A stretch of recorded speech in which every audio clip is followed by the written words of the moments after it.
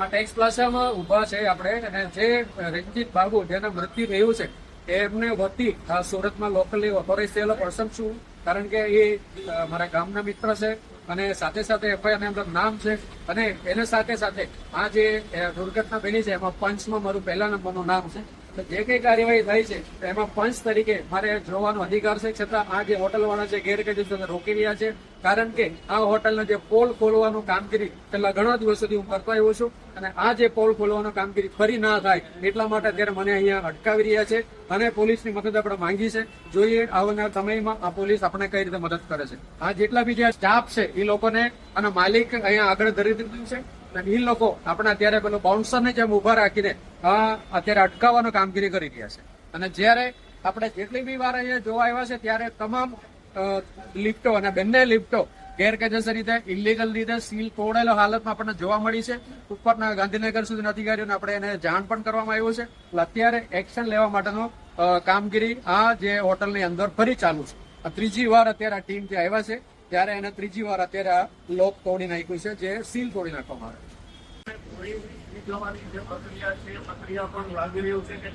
છે. તંત્ર સાથેની ક્યાં તો મિલીભગત હોઈ શકે છે, યા કોઈને કોઈ હિસાબથી તેઓ પોતાનું કોઈ પણ સંજોગોની અંદર કે પોતાની મનમાની પ્રમાણે સમગ્ર મામલો ચાલી રહ્યો હોય ત્યારે હાલ ટોરેન્ટ પાવરના અધિકારીઓ પણ અહીંયા આવ્યા છે. અહીં હાલ સીલની પણ પ્રક્રિયા હાથ ધરવામાં આવી છે.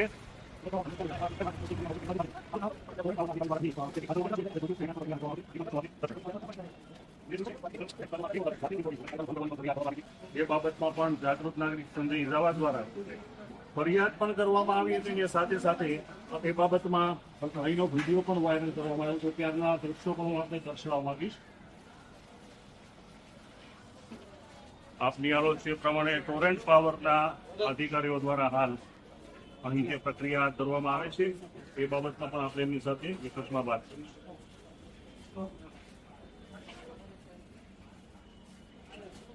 સંજયભાઈ, આપને મારે એ પણ પૂછવાનું છે, આ જે સંજોગો ગઈકાલના હતા એ પહેલા પણ આપ આવ્યા હતા ત્યારે અહીં કોઈ અધિકારીઓ ચા પી ગયા હતા, એ શું મામલો? જે અધિકારીઓને પોતાનો જે ફરજ નિભાવવાનો હોય છે એ અધિકારી જે તે જગ્યા પર એક્શન લેવાનું હોય અથવા કોઈ કાર્યવાહી કરવા માટે આવવાનું હોય ત્યારે એમની કોઈ સત્કાર અથવા એમની કોઈ સ્વાગત અથવા એમની કોઈ ટ્રીટ લેવા માટેની બંધાયેલી નથી. અને એને કદાચ પાણી પીવું તો પાણી પી શકે છે, બાકી ચા પીવો કે નાસ્તો કરવો એ યોગ્ય નથી. તો આ હાલતમાં આપણે અધિકારીને આગળ મળી આવ્યા હતા, એટલા માટે એમનો વિડીયો પણ આપણે લેવાનો ફરજ પડી, કારણ કે જે અધિકારી એક્શન લેવા માટે આવે છે એ અધિકારી પોતે હોટલવાળાની કોરામાં બેસીને એમના મદદરૂપ થાય એવી રીતે કામ કરતો જોવા મળ્યું. એટલા માટે આ વિડીયો પણ આપણે ક્યાંક બનાવી પુરાવાના રૂપમાં વિડીયો પણ બનાવ્યો, અને આ ઉચ્ચ સ્તર સુધી આ વિડીયો પહોંચાડવાનો આપણે એટલા માટે વિશેષમાં સંજયભાઈ તો કહી શકે તંત્ર સાથેની પણ કદાચ મિલીભગત હોઈ શકે છે. હોઈ શકે છે એની અંદર, પણ અત્યારે આપણે એ બાબતમાં આપણે પડતા નથી. આપણે અત્યારે જે વ્યક્તિનું મૃત્યુ પામ્યું છે એ વ્યક્તિને આપણે તેને ન્યાય અપાવવાનો છે, સમાજને ન્યાય અપાવવાનો છે. લોકોને ફરી આવો કોઈ દુર્ઘટના થાય નહીં, કોઈ દુર્ઘટનામાં કોઈનો મોત થાય નહીં, કોઈનું જાન થાય નહીં, કોઈનો ઘર વિખરે નહીં, એના માટેનો અત્યારે આપણા પ્રયાસ છે. કારણ કે આ બિલ્ડિંગ છે 1972 કે 76માં બનેલો બિલ્ડિંગ છે, ત્યારથી લઈને આ દિવસથી એની પાસે લિફ્ટનું કોઈ લાયસન્સ નથી, કોઈ મેન્ટેનન્સ કરવાનો કોઈ તજવીજ એના કરી નથી. એટલે આ બધી તમામ ડેટાઓ ઓફિશિયલ રીતે આપણે ઇલેક્ટ્રિક ડિપાર્ટમેન્ટમાંથી આપણને મળેલ છે.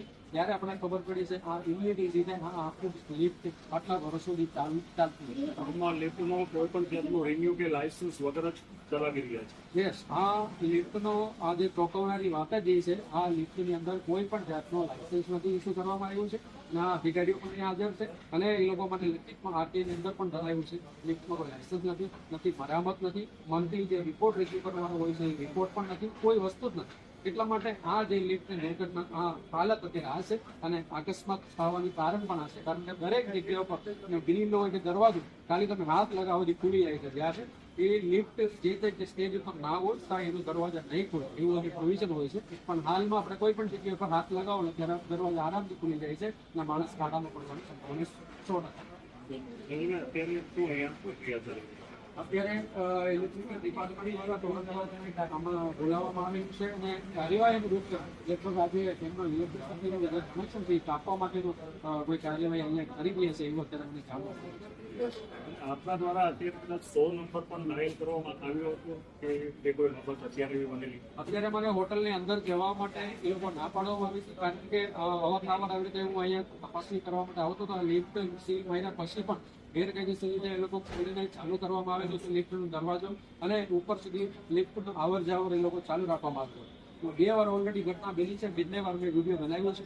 ટીચર સર ફરિયાદ કરી છે. એટલા માટે આ લોકો મને અહીંયા અંદર જવાનું રોકવાનો પ્રયત્ન કર્યો છે કારણ કે જે વૃત્તિ ભાવનાર વ્યક્તિ છે એને મને ઓથોરાઇઝ કર્યું છે. એને જે સગાવાળા દ્વારા મને ઓથોરાઇઝ કર્યું છે લોકલી અને એફઆઈઆરની અંદર પણ મારું નામનો ઉલ્લેખ કરવામાં આવેલું છે અને એને ઓથોરિટી લેટર પણ આપેલું છે અને સાથે સાથે હું પંચ છું આ કામની અંદર. એટલે મને અધિકાર છે આ જે કંઈ કાર્યવાહી થાય છે એની અંદર મને સાક્ષી બનવાનો અધિકાર છે. છતાં મને રોકાવવામાં આવેલો હતો એટલા માટે પોલીસની મદદ લઈને પછી મારે અંદર જવાનું ફરજ છે.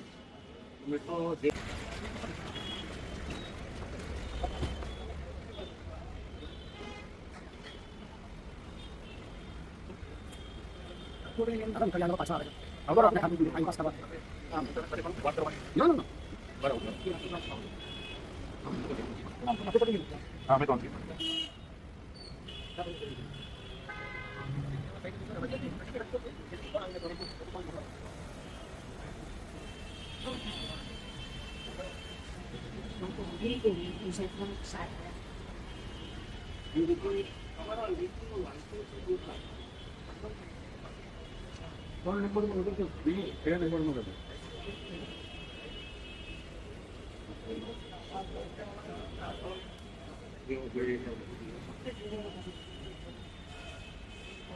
અંકલ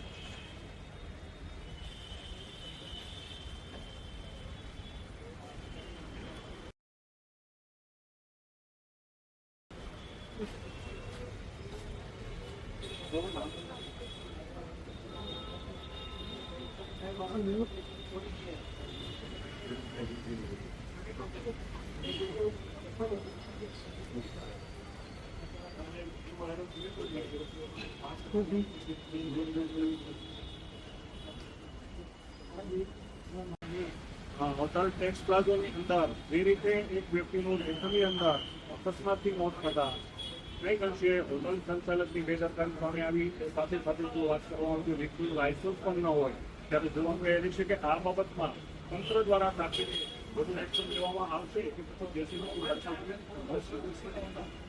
વળી મારું વૃત્તિ પહેલો છે ને એ મારા કામનો છે. હું એક સામાજિક કાર્યકર્તા છું.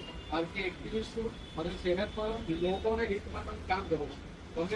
મને કોઈ પ્રશ્ન તમે લાયસન્સ લઈ લો તો તમે ધમધમાટી ચલાવો. મને કોઈ પ્રશ્ન નથી. તમે લાયસન્સ લઈ લો, તમે મેન્ટેનન્સની આસપાસના રૂલ્સ અને રેગ્યુલેશન તમે કરો, એટલું જ મને પ્રશ્ન છે.